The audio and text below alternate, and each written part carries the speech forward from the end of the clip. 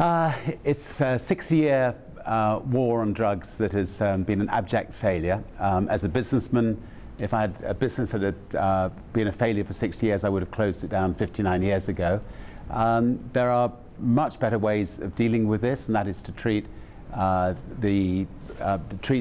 drugs as a health problem, not a criminal problem, to look after people who've got drug problem.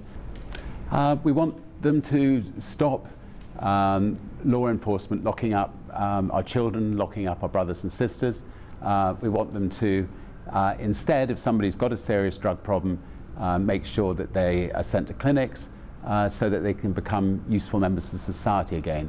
It costs society a lot less money, it's far more effective, and it's far more fair. I mean, if somebody has a drink problem, you help them. If somebody has a drug problem, you should help them. I think there's an awful lot of vested interest in keeping the war on drugs going. You know, whether it's the police force, whether it's customs, whether it's the prison service, whether it's law enforcement, which is still going despite the shutdown of government in America. I think that the pressure from all those organizations has actually kept the war on drugs going, and it's kept for more imaginative ways to be introduced, particularly here in America. We've pretty well ticked every box that we needed to tick to get Virgin Galactic up and away.